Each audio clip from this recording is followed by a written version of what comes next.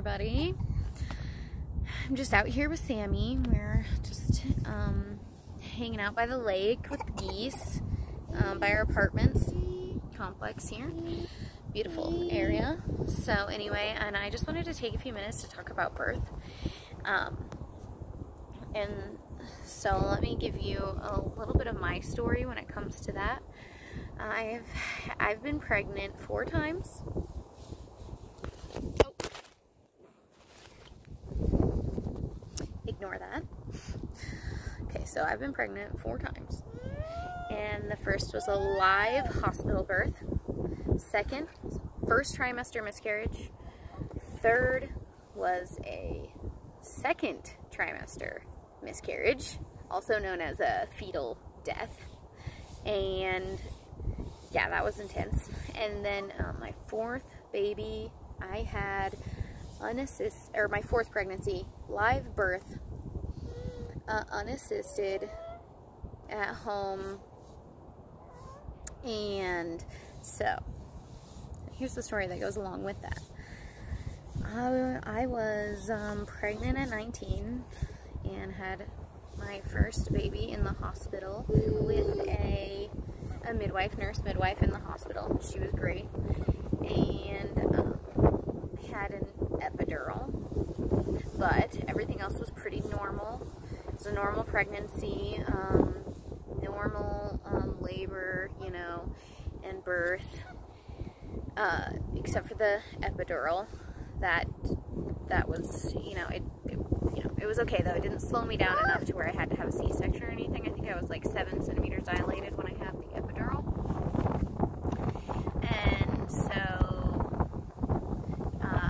yeah, and he was just a normal baby, you know, and developed normally and great, and he was, you know, he was perfect. So then, several years later, his birth, actually, I have to tell you this too. His birth, the midwife was really cool who took care of us, and so I actually was completely inspired by her and decided to go to midwifery school, but home birth midwifery, because I would have had my first baby at home if I would have had the option, but I didn't. I had to go to the hospital, and it was fine. It was a fine experience, but I did, you know, so I went to midwifery school, home birth midwifery school, and I never finished, but I did learn a lot, and I thought about unassisted being actually really cool, and learning more about unassisted, and then like teaching too.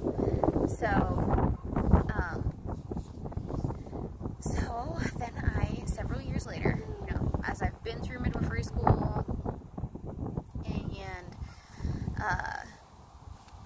you know, already had a baby, I got pregnant, and so then I think,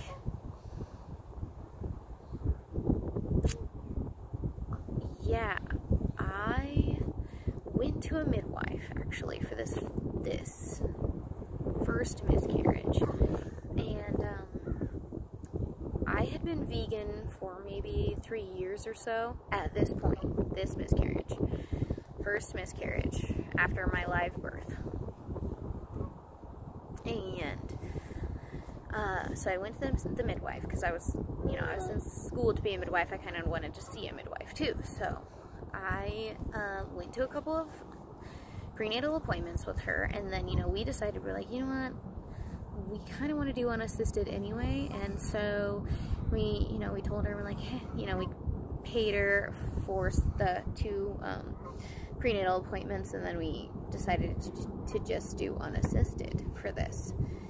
And I had done a lot of studying. I was super confident with birth. I had the 1 baby, and, you know, no problems. And yeah, so anyway, the baby died maybe like a week after we told the midwife. I actually heard the heartbeat of this child. It's pretty crazy. At 13 weeks, I heard the heartbeat, and then the baby died. About a week, it was early, it was a week after I had told her we didn't want to use her services anyway, and so that was the first trimester miscarriage. I just dealt with it at home alone while my family was around, and actually went into shock. It was pretty scary, and couldn't like talk for a while. It was crazy, but But anyway, got through that, and then, yeah, I think after that, I got pregnant again. Maybe a year later, I got pregnant again. And I was really excited, but I was like really scared because I had just had that miscarriage. That was my last experience, was a miscarriage. So we were gonna do unassisted again, and I talked to the same midwife and went to her, and she said I told her about the miscarriage because she had wondered about that baby from before.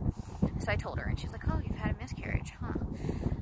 So she tested my levels, my blood and stuff, and my progesterone was really low. And she's like, you know, that actually could cause a miscarriage. And I was like, okay, well, and then she wanted to give me like vaginal suppositories for progesterone, and you know, and then at that point we were like, man, really, we kind of wanted to go unassisted, and she's thinking like about giving me like hormones, which I don't know, I maybe should have done it, I don't know, but I didn't. We were like, Lord, we're not gonna do that.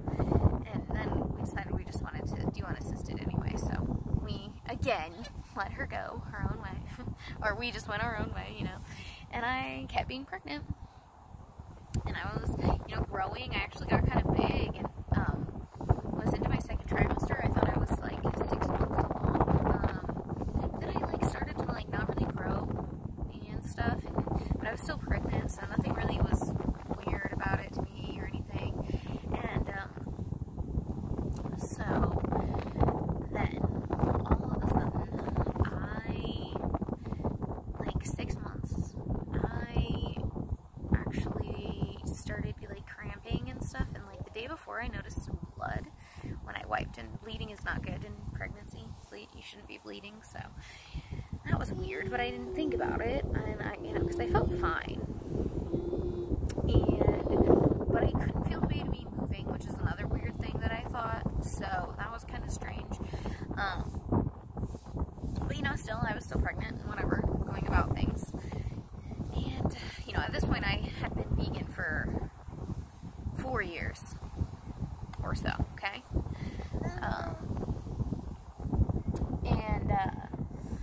Still trusted birth and everything, like trusted my body enough. Miscarriage, if the baby is, you know, not healthy, you're gonna have a miscarriage, it's fine.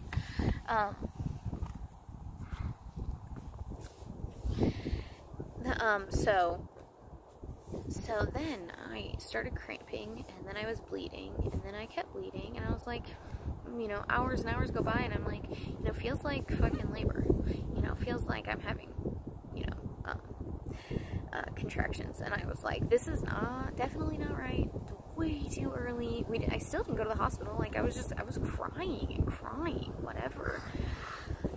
It was sad, it was horrible, another baby's gonna die, and like something was definitely wrong. I was telling my boyfriend, I'm like, the baby died, like, there's something super wrong, this shouldn't be happening. And you know, eventually all night went by, the cramps started around 6 o'clock at night or something, dinner time, and then 7 in the morning or so, like, finally get up, and I'm like, okay, something, and I'm just gonna let my body do whatever it needs to do right now.